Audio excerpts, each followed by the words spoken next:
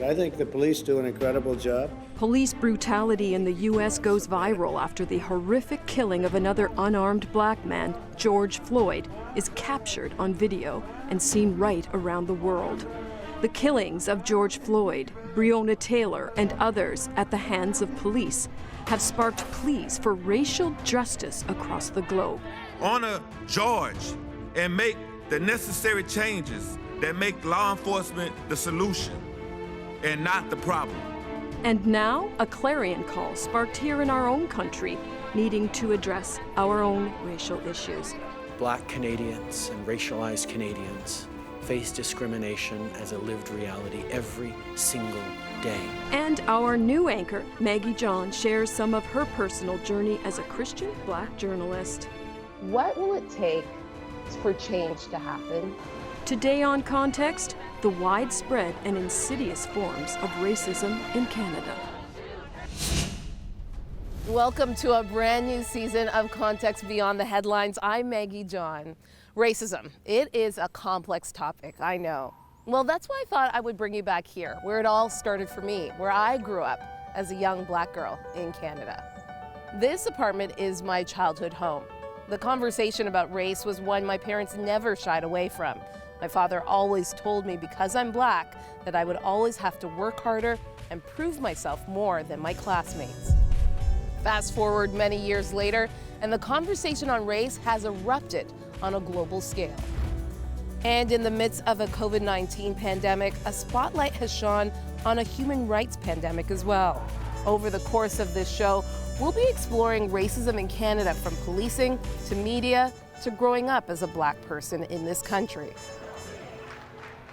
But first, I start with my conversation with Norm Taylor, an expert in policing and public safety. I ask him why there are so many more stories of police brutality in the news than ever before. Well, there are at least a couple of parts to that, Maggie. I think, certainly awareness has been heightened, as everyone can imagine, after the tragic death of George Floyd. I'm not sure at this point whether the statistics would support there being more incidents or merely a greater awareness and a louder voice. Certainly every one of these is an unspeakable tragedy. And I think, it's important that they be front and center and that this conversation go on. Yeah, DeAndre Campbell, Jamal Francique, Regis Korshinsky-Paquette, Chantel Moore, Rodney Levi. These are all people who have died in police presence during wellness checks or mental health wellness checks. Is there a system or a flaw in the system, Norm? Well, yeah, let's get into that. Can I start, though? I think it's important to be clear about what's not happening. Generally speaking, police officers are not setting out to target or to harm people, not setting out to harm Indigenous or Black people or people of color or any others that are overrepresented in the statistics. The vast majority of police officers would dearly love to complete their careers without ever drawing their weapon, let alone taking a life.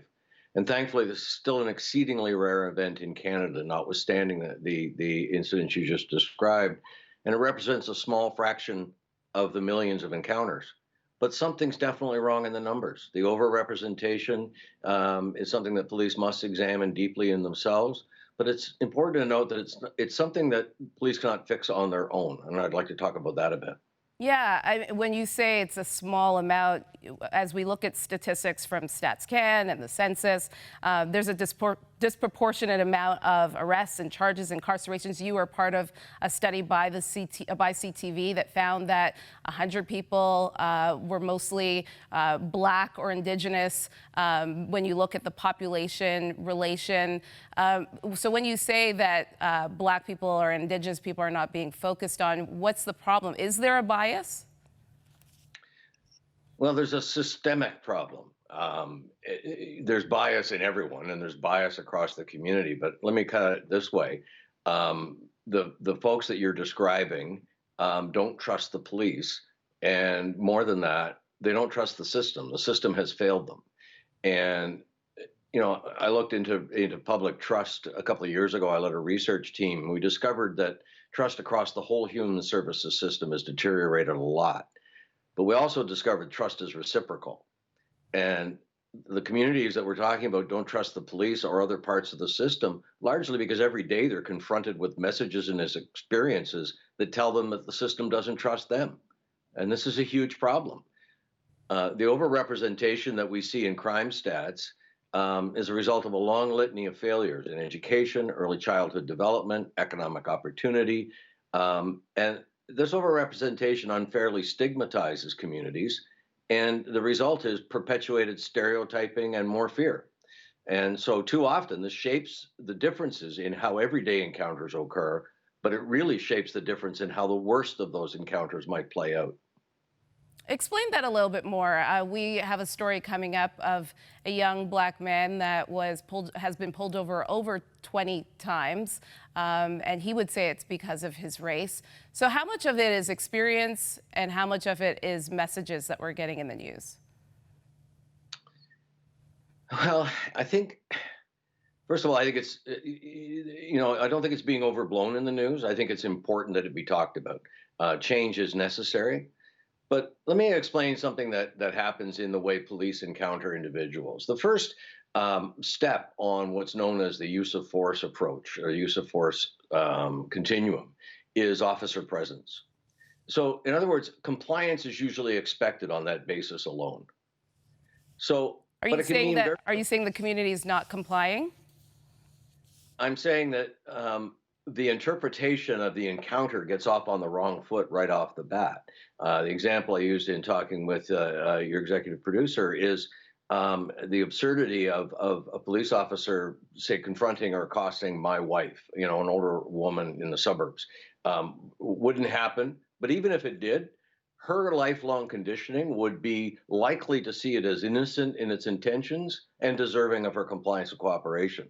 But when you're working with a community that already has trust problems and who have been abandoned or mistreated by the system, in many cases through their whole life, moms and dads who fear for the safety of their children from the actions of the police as much as they do from criminals, even officer presence is going to come across as a loaded weapon right from the outset. So the reaction gets off on the wrong foot. And very often we see this escalation occur as a result of this fractured trust. And when you add mental health to the situation, it's easy to see how de-escalation can become very distorted very quickly. Interesting. I think trust has to be earned on both sides, for sure. Thank you so much, Norm Taylor, president of the Global Network for Community Safety. Thank you for joining us today, Norm. Thank you, Maggie. Since the beginning of the global pandemic, some have used the origination of the coronavirus in Wuhan, China, to target some members of the Asian community. Right here in Canada, we've seen an increase in anti-Asian hate crimes. We sat down with some top Asian leaders from here in Canada and the U.S. to hear their experiences. I grew up in Cleveland, Ohio, and I grew up in a predominantly like 98% Caucasian area, and I experienced racism almost on a daily basis, just because of the way I looked. It left me feeling very like inferior and hopeless about society, just because I would see parents even, doing racist type things, or if their children are doing it in front of them, they wouldn't stop them. They would just it was just pure ignorance. The reasons for racism, I feel, are number one, ignorance. There's just a lack of point of commonality. And so ignorance just leads people to do, racist type things. Secondly, I think they build on experiences or thoughts that they have maybe from others or from the media or whatever, and then they just build on it and come to their own conclusions about people. And that's why I think education is so important. We all have kind of racial biases, I think, to some degree. I don't know that it's all racism, but I mean, we have some biases. And the more we can educate people and encourage creating these points of commonality, I think we start to see each other as humans more than as others, So true. How about you, Bob? Have you experienced any sort of racial biases, stereotypes living in Texas? I myself had really not experienced anything like that, and including my family members. The bottom line is we really, I think, need to have a real responsibility for each or every ethnicity to take this maybe ultimately as this Bible says, in our country, in our respective country, we are responsible citizens and not judged by the color or race. We're, are Canadian citizens, no more, just or no less as Chinese or Canadians or American or, Chinese Americans. In this sense, we are one, I think, in this sense. Can I just say thank you so much, Bob, for saying that? Because I think you're absolutely right. I think as a person of ethnicity as well, we all have biases. We have all done things and said things and made assumptions about different groups. And you just being honest about that, I think is just remarkable. So thank you, Bob, for just bringing that up. Well, as we've learned so far, there are a number of challenges Black, Indigenous, and people of color face every day. I got to sit down with someone very special to me, my little brother, Mark McCullough, and I got to hear some of the biases and challenges he faces as a Black man in Canada. I was on my way to visiting a friend, and the police cruiser, I saw him come up the side of the bus and pull the bus over. And this is like a public transit bus you're talking about? Okay. Yeah, public transit bus. And they came into the back of the bus. They signaled to the bus driver to open up the back doors, came onto the back doors and said, can you exit the vehicle? And I said, me? And they're like, yes, we're not going to ask you again. So I got off the bus drove off, and they said, where are you heading to? Where does your friend stay? What's your friend's exact address? Where do you live? What school do you go to? And the question went on for 20, 25 minutes. At the end of it all, I said, well, what's this all about? And they said, you're free to go.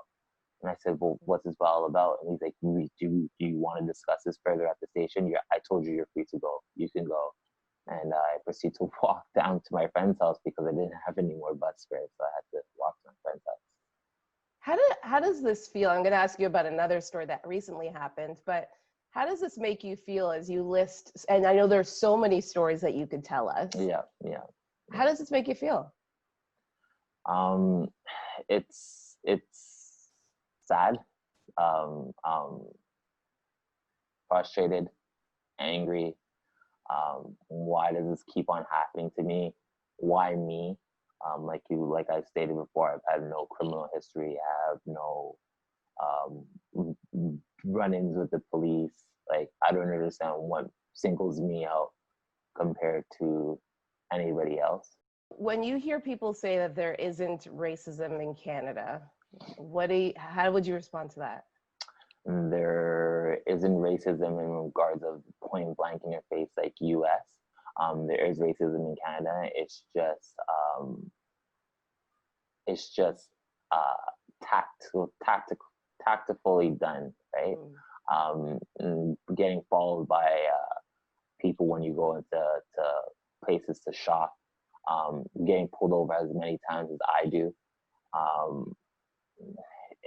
That's just all basis on just of my skin color, because I've been with other people of different races and that's never happened. And when you've been pulled over that many times, you wonder if there is some sort of underlying thread. Yes. Hence the reason why you feel that way. Yes. What was your reaction when you saw the video of George Floyd's death, his murder? That could have been me. Especially in that situation where the cop pulled the gun out at me. That could have been me. Right? I lived through that a lot. I think about that a lot. Just having a gun pulled out on me by somebody that's supposed to be serving and protecting our community, just because he handcuffed and threw my longtime friend of 25 years that also has no criminal record, wonderful person, polite, well-spoken, and just getting out of the car just to see what was going on. That could have easily ended up like that situation with George, right? The ones we see in the media now are just the most recent ones. We've had hundreds and hundreds of cases of brutality and violence, sexualized violence, killings that have never been addressed. You know, there's more good people than bad people, and we can't go beating up the whole police force or the whole, you know, we can't go doing that or judging them, all of them, because of a handful. But what we can do is bring it out and say that, you know, there's, like you said, it's now being brought out all over. It's too bad that our people had to die for it. It's too bad George had to die, Rodney had to die, Chantel had to die. But let's hope that there's no more of them that have to die. Canada's Indigenous community has gone through much from racism, injustices, and oppression.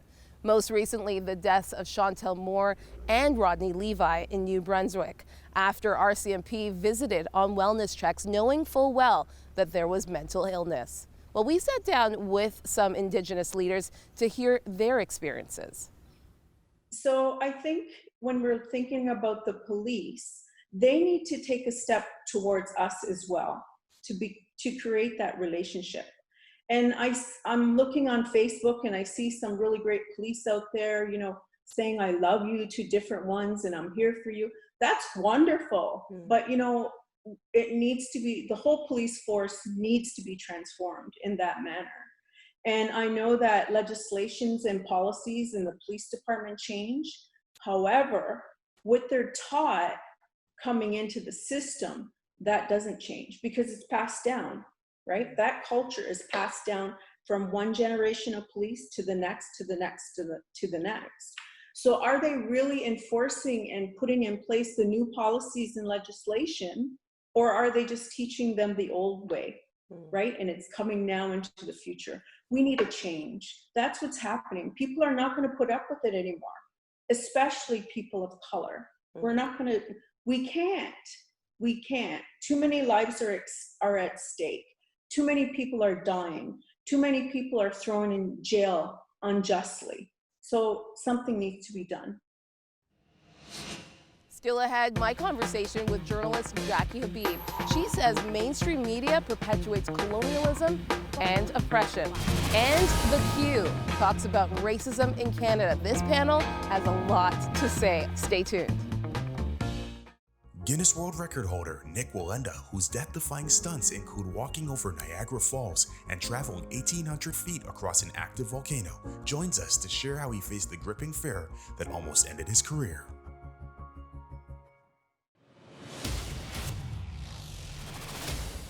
I'm here with journalist and commentator Jackie Habib. Thanks so much for joining us today, Jackie. Now, you make some pretty strong statements about the media. You state that the media perpetuates colonialism and oppression. Explain that to me. In so many ways, the way that the news is reported, even if unintentional, continues to perpetuate, you know, the history of Canada, which when we look at our country's history is one of colonialism and oppression.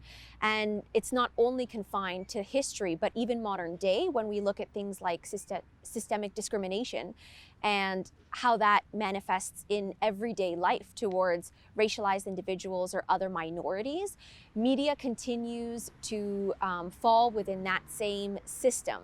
And sometimes it is unintentional by reporters and journalists, but when you look at who's reporting stories, often they are not, you know, individuals who share similar experiences to the people who they are reporting on. And it's not really representative of the diversity that we see in Canada. And so in so many ways, when we look at it from, you know, the top leadership in media organizations to journalism students, and we look at our journalism schools, there are so many ways that, you know, we continue to perpetuate oppression through reporting.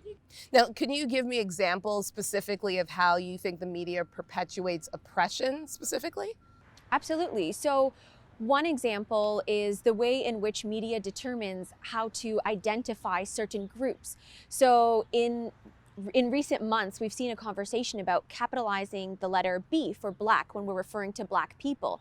In media, typically the letter I is also capitalized for Indigenous. But for years, Black journalists have been pushing for this, actually. And so many media organizations that, publish these style books in journalism have said, we will not capitalize the letter Black, And more recently, because of, heightened social consciousness and the conversations we're having around race following the murder of George Floyd, these are conversations that are going a little bit further than they could in the past. So I would say that when you ignore a group of people, it's a way of oppressing them. And so if there's a group of people who are saying, we want to define our identity in this way, we would like you to respect our culture with capitalizing a certain letter, and society and media organizations at large are pushing back on that, then that is just one of many ways that they are ignoring and silencing these voices. You also talk about diversity and making sure that there are a variety of voices delivering the news. Explain why that's important. Yes, absolutely. And so oftentimes, there's been several studies done in media that actually show people who are quoted in the media are often not the diverse voices that we see in society. And when we talk about diversity, we are not only talking about racially, although that's an important component, but we're talking about gender, we're talking about position, we're talking about so many other qualifiers. If you typically see able-bodied people on TV, think about that and think at subtly what the message is for people who are not able-bodied. Think about subtly what the message is for little girls who are watching TV and continually see men, and typically white men, always coming on as the expert, always sharing, their voice and their thoughts about an issue. Because there's really something to be said about how it empowers certain people in society and disempowers others. Okay, thank you so much, Jackie. We're going to hear more from Jackie in a couple of minutes on The Q. Thank you again, Jackie. Absolutely. Thank you so much, Maggie.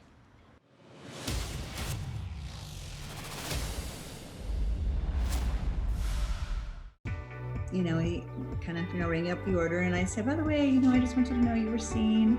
And he said, I didn't realize that Jesus was about gratitude and generosity. I never knew that. And it's going to change my life.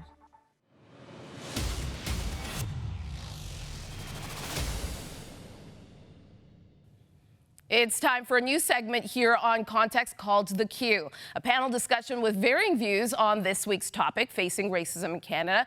Joining us today is Jackie Habib, Bridget Entwistle, and Brian Dykema. Thanks all for joining us today. We're going to jump right in. What do you think it was about George Floyd's murder in Minneapolis that catapulted this global discussion on race? For the last few years, we've seen that the public has been more willing to embrace these difficult or sensitive topics, starting with the Black Lives Matter movement years ago, the Me Too movement. Now we're in the middle of a pandemic. We're talking about how coronavirus is impacting people who are particularly marginalized. And I think people are wanting to have these difficult conversations and are also, frankly, at a level where they are so frustrated by so many things that we are actually able to elevate the conversation on racial justice the way that we have. Interesting. Well, what do you think racism looks like here in Canada? I'm curious to hear your thoughts.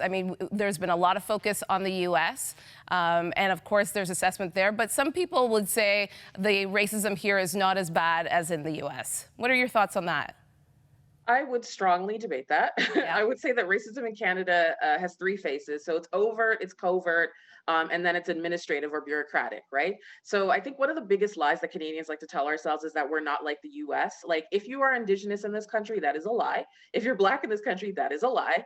Particularly Black Nova Scotians who've been here for centuries, or if you're poor of any race, that's a lie, right? Like, I think also fundamentally, it's like, Canadians are very polite, but that doesn't mean that racism doesn't exist. Most of our racism occurs in sort of the bureaucracy and the institutions that we have, right? So we know that the legal system is unfair. There's, Black and Indigenous people are disproportionately affected through policing, through healthcare, through all sorts of different government administrative services. And so the idea that we're telling ourselves that, oh yeah, because we're not as horrible as this terrible nation who has completely refused to address their original sin, that doesn't make us better.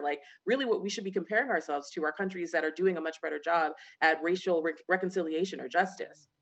Brian, what are your thoughts on that? I think Bridget alludes to something that's pretty deep. There is actually a history. It's different. Our history is different. And I think we do have to remember that we are a different country than the States, but it is here. I mean, the Nova Scotians, I always like to point to Viola Desmond, who's just on our $10 bill. You can see her. The racism that she experienced was all of those things that Bridget just described. I think we're still seeing it today. In fact, I think some of the programs that are being put forth by the government are actually papering over some of those deeper questions we need to be asking about our banking structures and so on. But I think it is there. I think historically it's different. I think those differences matter. But I think it means that we should really, really focus on where is it showing up, be as specific as possible, and try to address those things concretely. Okay, let's talk about some of the places that it's showing up. The media has played a huge role in telling this story of race, and we're talking about Canadian media. How do you feel they've done? Jackie, I'm specifically looking at you because you are a journalist and a commentator in the midst of all of this. Yeah, so it's been interesting seeing how the media has reported about this. And I think there have been a lot of conversations internally amongst journalists and in newsrooms about the reporting that oftentimes the public is not privy to, unfortunately.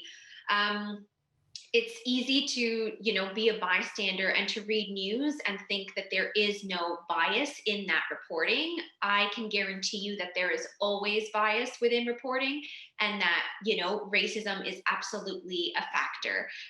You specifically, Jackie, allude to the gentleman that drove into Rideau Hall and the coverage on that by the media.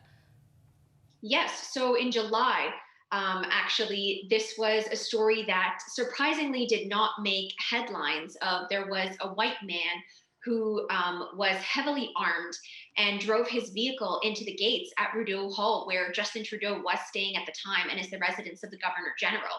And I can say hands down that if this was someone who was Muslim, if this was someone who was Black or brown or otherwise racialized, that would have absolutely made international headlines. This is someone who went to attack, to potentially kill our prime minister.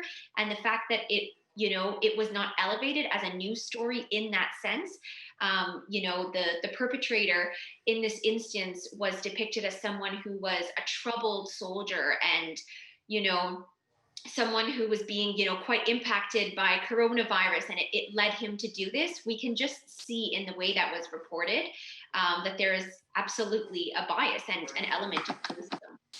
I think the bigger issue is that we as Canadians are focusing so much on the United States that we make ourselves feel better. I think the reality is that our media is obsessed with America and obsessed with the American stories, and I think has failed to do a good job of finding the places where racism is present in Canada, the unique circumstances around that, and discussing those. And I think that fails our public. I think we need to focus on our country, our communities, and find out where we're failing to hold people to standards where they're considered equal in the eyes of God. And I think that's a failure of Canadian media writ large. Okay, well, thank you so much again, Bridget, Brian, and Jackie. Well, that's a wrap on our premiere show. Thanks for joining us. We'll see you next week with a special on racism in sport.